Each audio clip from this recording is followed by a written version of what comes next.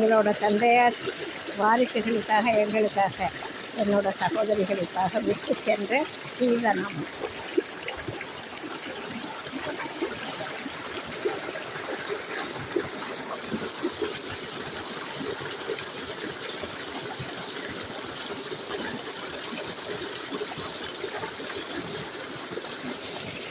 அருமையான நீர்வளம் நிறைந்த 7 மீட்டர் இருக்கிற வயல் தந்தையாருடைய கொடை.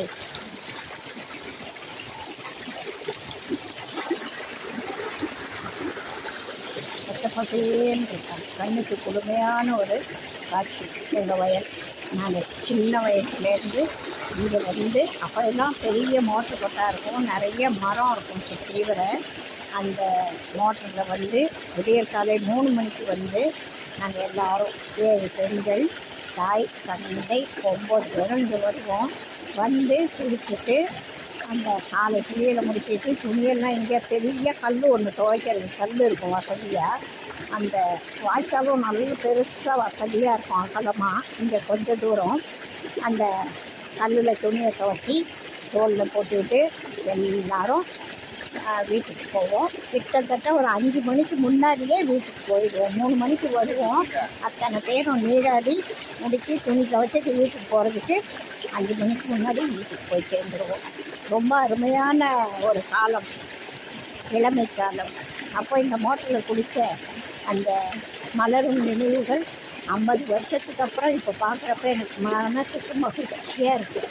ரொம்ப சந்தோஷமாக இருக்குது. என்னோடய தந்தைக்கும் தாய்க்கும் நாங்கள் நன்றிக்கடன் பட்டிருக்கோம்.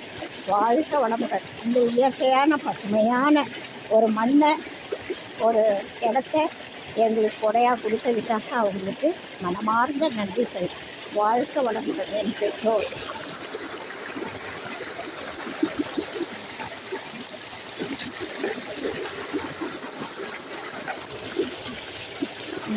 இந்த அளவுக்கு உள்ள நிலம் தந்தையாரோட. அது அடுத்தவங்களோடது, இது அடுத்தவங்களோடது. தந்தையார் வாழ்க வளமுடன். அப்போ வாழ்க வளமுடன்.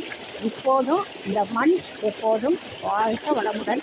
இந்த பசுமை தான் உலகத்துக்கு உயிர் நாடி. நீரின்றி அமையாது உலகு. இந்த உலகத்துக்கு, இந்தியாவுக்கு இந்த பச்சை பசேல்னு இருக்கிற இந்த வயல் தான் உயிர் நாடி. கிராமங்கள் தான் நம்ம நாட்டோட உயிர் நாடின்னு மகாத்மா காந்தி சொன்னார். அதுபோல் எங்கள் எல்லாருக்கும் உணவளித்த இடம் இது. அந்த காலத்தில் இதில் மெயினாக கரும்பு பயிரிட்டுருக்காங்க, மணிலா பயிரிட்டுருக்காங்க, சோயா பயிரிட்டுருக்காங்க, பல வகையான பயிர் போடுவாங்க. பசுந்தாள் உரத்துக்காக சனப்பயின்னு ஒரு செடி ரகம் இருக்கும். அது நல்ல உயரமாக வளரும். ஒரு 7-8 அடி உயரம் கூட வளரும். சராசரி மனுஷாலை விட அதிகமாக இருக்கும். அந்த கணப்பையில் உள்ள மனுஷால் இருந்தாலே தெரியாது. அதை அப்படியே மடக்கி ஏர் ஓட்டிடுவாங்க. ஏர் ஓட்டினா அதுதான் இந்த நிலத்துக்கு உரமாக இருக்கும். அது போதாதுன்னு நினச்சாங்கன்னா ஒரு தடவை கணப்பை போடுவாங்க. அடுத்த தடவை நிறைய மரங்கள், வீட்டில் நிறைய மரங்கள் இருக்கும் தோப்பில். எல்லா இலைகளையும் கழித்து வண்டியில் எடுத்துகிட்டு வந்து நிலத்தில் போட்டு ஏர் ஓட்டுவாங்க. அதுக்கு அடுத்தது ஏர் ஓட்டின பிறகு பரம்படிப்பாங்க. அதுக்கப்புறம் நாற்றங்கால் விடுவாங்க. நாற்றங்காலில் இருந்து பிடுங்கி அது நாற்று கட்டாக எடுத்துகிட்டு வந்து வயலில் போட்டு அதை நடுவாங்க. நானும் நடுறதுன்னா என்னன்னு தெரியும். அதுக்கப்புறம் களை எடுப்பாங்க. ஒரு தடவைக்கு 3 தடவை களை எடுப்பாங்க. அதுக்கப்புறம் நெல் நல்ல வயலில் முற்றி இருக்கிறப்போ அறுவடை பண்ணுவாங்க. அந்த ஒரு அறுவடைக்கும் அடுத்த பயிர் வைக்கிறதுக்கும் உள்ள கேப்பில் உளுந்து, பாசிப்பருப்பு அது மாதிரி வயலில் போடுவாங்க. எல்லா வகை சுகங்களையும் இந்த மண்ணிலேருந்து நாங்கள் எல்லோரும் அனுபவிச்சிருக்கோம். அதனால் இந்த மண் மாதாவுக்கு மனமார்ந்த மகிழ்ச்சி, நன்றி.